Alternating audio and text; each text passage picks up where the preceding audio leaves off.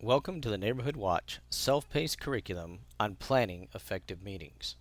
Before you begin this course, please take time to download and print the Planning Effective Meetings participant book. Throughout this course, you'll be asked to stop and answer questions or complete various activities. Place your answers in your participant book. Please feel free to review any portion of this training that you need to repeat. There are no restrictions in this course as to how many times you can repeat a section. You may also take as much time as you need to finish the course. The participant book can substitute for notes, or you may take your own notes. When you've completed this course, you can use your participant book as a quick reference guide if needed. This course is designed to teach you the importance of planning a meeting. You will learn how to accurately prepare for a meeting, whether it's for a large group or a small group. The basics are the same. This course will also provide you with useful tips on how to conduct a meeting. And you'll learn skills and gain knowledge that will be beneficial when you work with your neighborhood watch groups, block captains, and members of your community. By the conclusion of this course, you'll be able to plan and conduct an efficient and successful meeting. Important meetings have a purpose that can only be achieved when people gather in person. By seeing people in person, you're able to establish, build, and maintain personal relationships with those that you're working with. By holding a meeting, you're able to educate and share information with attendees that they'll value. You'll be able to read your audience in order to focus on things that are important to the group as a whole. Meetings allow the attendees to discuss ideas and to have group discussions. By meeting in person and discussing together, new ideas can be generated, and the group will focus on issues and information that's important to the group as a whole. Now, please turn to page 4 of your participant book and list 4 reasons to have a meeting. If you can accomplish the same purpose without meeting in person, consider more time-efficient alternatives such as email, phone, or maybe an online chat. If you're simply relaying information to others and feel that the information is not important enough to call a meeting, maybe a flyer or some other sort of publication that can be mailed or distributed is more in order. Respect each group member's time. Now consider this. If you have a group of 10 people who each earn an average of $10 an hour, you could consider the meeting to cost $100 per hour.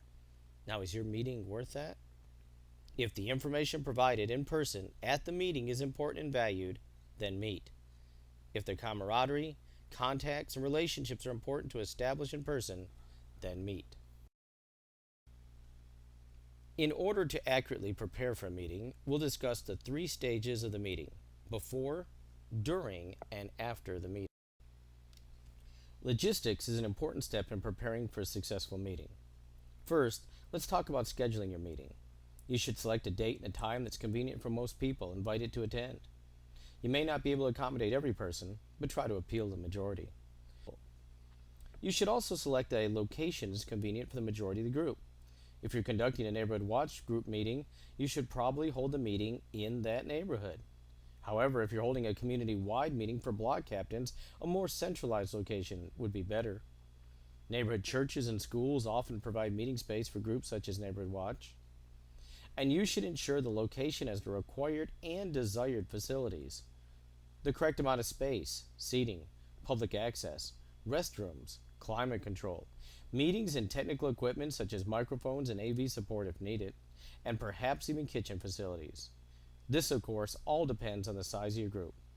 You should consider leading the group in selecting and establishing a regularly scheduled meeting date and time.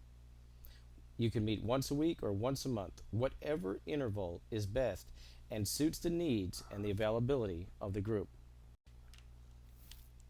In order to conduct an efficient meeting, an agenda should be created and adhered to. You can create an agenda using several computer programs that offer templates. Online resources are also available.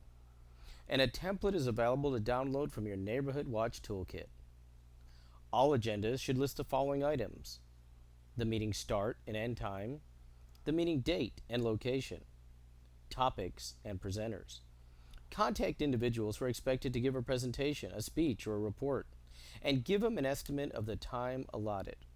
If they have any special needs, such as a microphone or projector, ensure that that is arranged. And you should also provide a copy of the agenda to meeting attendees, either before the meeting or at the start of the meeting, depending on whichever is most appropriate. The next step is to notify or invite persons to attend the meeting. Be careful not to accidentally omit someone. Their feelings may become hurt, and that may impact communications and decision making. You should create a list of group members and guests. Keep this list updated constantly, and the list should include correct spelling of their name, complete address, phone number, email address. A good way to obtain and maintain this list would be a sign-in sheet for each and every meeting. Now, you should select the most appropriate way to invite your group members or potential group members based on the effectiveness of the method and the resources available to you. Consider mail, email, or telephone. You could post flyers around the neighborhood or use online invitations such as evite.com. When creating your invitation, you should include the meeting date, time, and location. Ensure all information and paperwork about the meeting has the same information. Include an agenda or the main subject, whichever is most appropriate. And give people a reason to attend. You may want an RSVP from each person you invite. Asking them to contact you if they plan to attend or not will help you to set up the location site with enough chairs, handouts, refreshments. Now turn to pages 4 and 5 in your participant book and answer the questions under the section before the meeting. To begin your meeting, welcome people. Be warm and friendly and make a point to say hello to everyone. Consider an informal social time before or after the meeting for those who may want to visit outside the more formal portion of the meeting. This may be a good time for you to introduce new people to others. Consider name badges. Name badges will help with introductions as well as help the facilitator to encourage participation by calling out names. If many people attend who do not know each other, consider an icebreaker exercise. Make sure that you begin and end on time. People expect it, and it shows respect for their time. Attendance may taper off if the meeting drags on long past the ending time. Now set some ground rules. For example, do not talk while others are speaking. Personal attacks are not allowed. We want to respect each other and their opinions, and disagreement is expected, but decisions are made by the majority. You may need to take minutes. And the person taking minutes should have a copy of the agenda with large blocks of white space available for notes. Be concise in the summary, and double check spelling and details. Your job as the meeting facilitator is an important one. You're responsible for making the meeting productive and efficient. You should make sure the meeting fulfills its purpose by staying focused on the task at hand. Encourage polite discussion that allows everyone an opportunity to participate. This requires directing and redirecting individuals to stay focused, to take turns, to remain polite and allow others to speak. Balance this with the need to stay on schedule, knowing when to begin and end discussions. You should clearly summarize decisions made and issues requiring voting. As the meeting comes to a close, set a date, a time, and the place for the next meeting. If you meet on a regular basis, use this time to remind your group of the next meeting, and if you know the topic and the purpose, this would be a good time to generate some excitement for that meeting. Meetings are for sharing ideas and making decisions. It's not uncommon for disagreements to occur. As the facilitator, you should control the discussion so that it does not spiral out of control. You should require everyone to respect each other's time and opinions, and allow each person time to speak out without dominating the discussion. Remember to listen for what's not being said. Many times, the quiet members of the group will go unheard, even if they have a great idea.